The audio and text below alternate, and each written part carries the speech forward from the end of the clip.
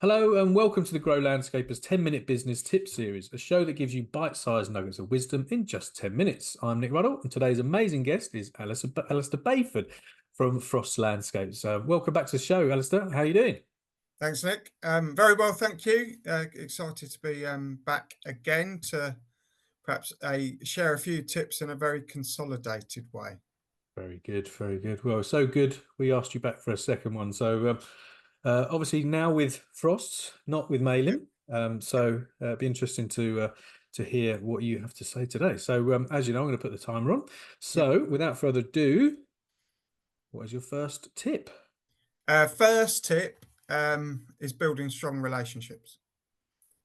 So as a business, you're as successful as the employees you have working with you, the suppliers that feed your projects, and the customers that give you the work.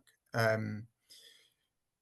think in every sense, there's an element of trust, loyalty, and respect that enables businesses in this sector or any sector to be very successful. So we can't do anything without the teams around us, the people that turn up every day. So we're, I think, obligated and need to be providing an environment in which they can thrive, grow, in some cases move on, to equip the industry with the skills it needs for the future. I think suppliers get a really bad or really poor um, deal in the industry. I think we often forget them, and they're the ones that are often pulling rabbits out of hats last minute Mm, to enable us to deliver work. So, supply chain and ensuring that those relationships are very strong, because ultimately they need to be to succeed. And then customers, where would be without without them? In some ways, certainly in my world, commercial landscaping, they're the unsung heroes. I think you need a client to envision a dream.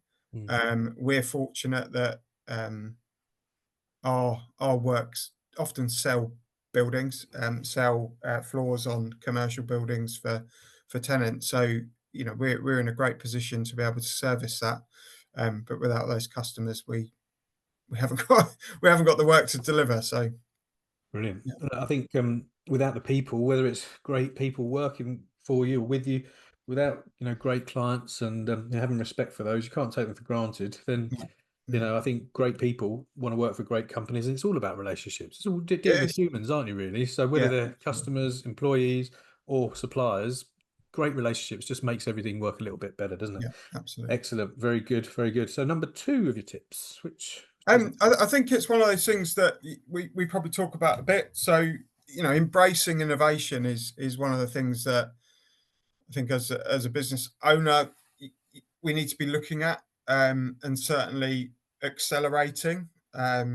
We talk about lack of people in the industry and the sector. I know you're going to ask me that at the end, but I don't think we're necessarily going to solve that in full. And in some ways, we need efficiencies in the delivery of works to be able to compensate for those lack of skills. And the carbon conundrum will be, I guess, in some ways, it will force us to, but equally, there's a huge gap in knowledge regarding carbon in landscape, certainly whole life carbon.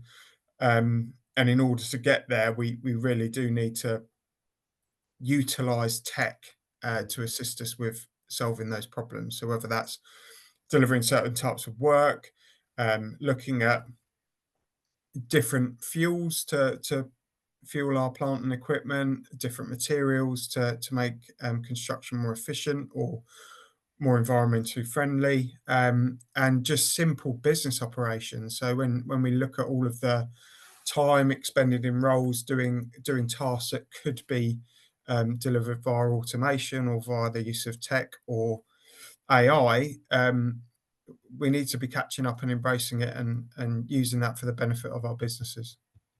yeah, and the AI revolution is taking over, but Yeah, technology never stops, does it? yeah, I exactly. think people are much more aware of the environmental kind of issues, aren't they? But still so much to do, so far to go. But it's slowly getting better, isn't it? But a long way to go. Yeah. So number three of your tips. What's the last one? I think it's whether it's I've labelled it customer satisfaction, but we can hear the words excellence, and that's ultimately what we all get out of bed in the morning for. I don't think there's any business out there that just want to do the very best and deliver the very best. So in some ways, when you see those as company values, you think, well, that's what you're in business for. That is your standard. But where sometimes we lose sight of the fact that we are delivering a service. Customer satisfaction, I believe, is that experience they get from the moment they send in an inquiry to the moment that you hopefully are agreeing to extend and stay there to maintain a landscape. We're in that enviable position where we can actually stay part of a project for the long term. We're not selling a car or a pencil. We're selling something that is living. We're creating something that can add significant value to someone's well-being or their assets. So whether it's a domestic landscaper improving a back garden, or it's a big business delivering a commercial roof terrace, you're delivering something that's going to add value in many, many ways. So our we're in business because I think we've got a reputation for delivering good quality work. And that ultimately is about customer satisfaction. But that's equally, who is your customer?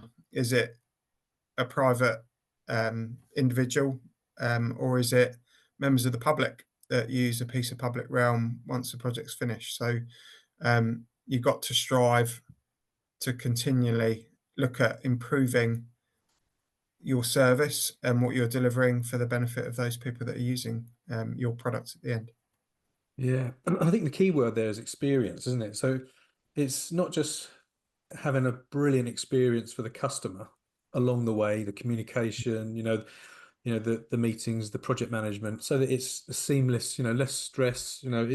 It's people are going to experience the end result as well, aren't they? Yeah, Whether it's yeah, domestic, whether it's commercial.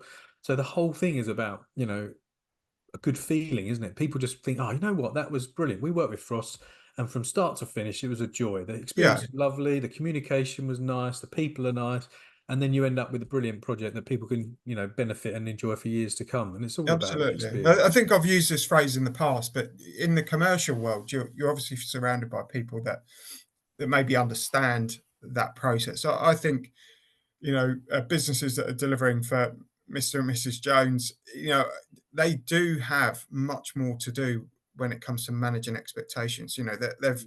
they've got that world of people not being used to a garden being dug up. Yeah. The mess that they would assume goes with it is often a bit surprising, Mm. and therefore I think there is a bit of a roller coaster in that world of the customer experience, and hand holding them through that journey and giving them the confidence that they can trust you to take them on that journey to the end result. And it's long forgotten when you stood there looking at a project that's finished. But in a commercial world, it's very much what expertise and value add can you give to that project to get all of those efficiencies through delivering the works, and hopefully you're delivering something that goes beyond and exceeds its kind of life in the All about process.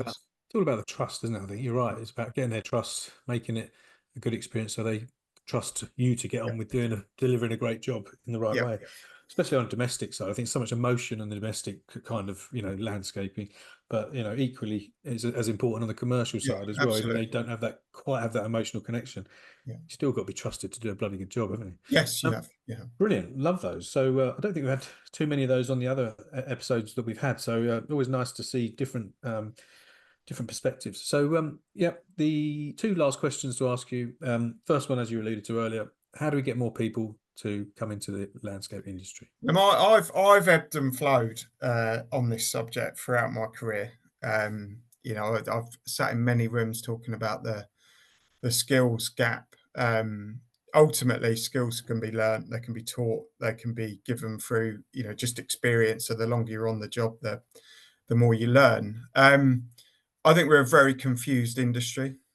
Who are we? What are we? There's such a diverse range of roles, Mm, and I think we often market the industry in a very confusing way. So, whether it's you're going to become a gardener to being a project manager or an ops director for either a large GM business or a construction business, but we're not going to solve it. I think we've lost touch and had a unique opportunity post Greta and her kind of environmental era. Um, I think Green Careers could have been sold a lot stronger as a result of that kind of impetus that she mm, gave. She got a lot of young people engaged in environmental awareness and climate. mm. Um, but equally, you've got competition. We're losing people because they can go and earn £5 more being an Amazon delivery driver, being in control of Really? the hours they work. Wow. Um, and we've always been really associated with lower paid roles. Now, you can't necessarily change pay until you change what customers are ultimately prepared to spend on Yeah. a project. Um, but I don't necessarily feel that we're going to ever solve the people problem. Mm, And we need to find another way of solving it. And that to me is through innovation and tech to try and bridge the gap between the true numbers we need in the industry.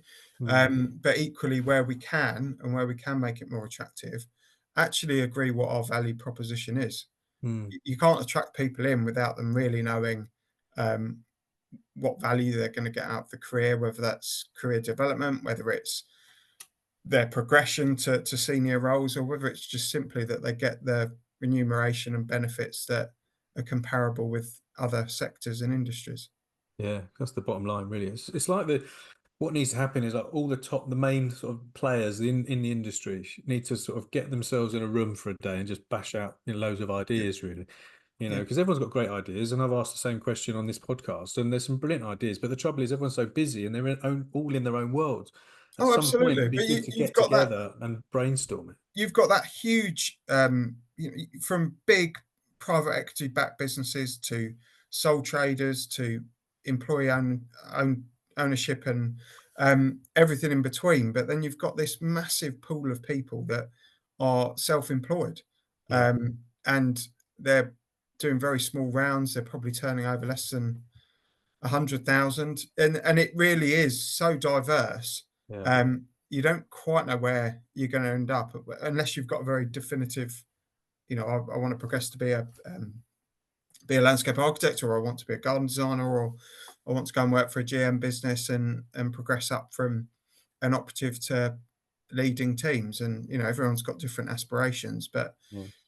I think we still are a very confusing sector to unpick. I think it's about educating people, really, isn't it? Yeah. Showing people what is available in the industry. We are running up, well, we're out of time, so I'll ask you the last question Yep. now, and then we'll be all good to go. So what do you do personally, then, Alistair, to grow and learn as a business owner yourself? So I think feedback from clients, feedback from your team is incredibly important. That's how you grow the most.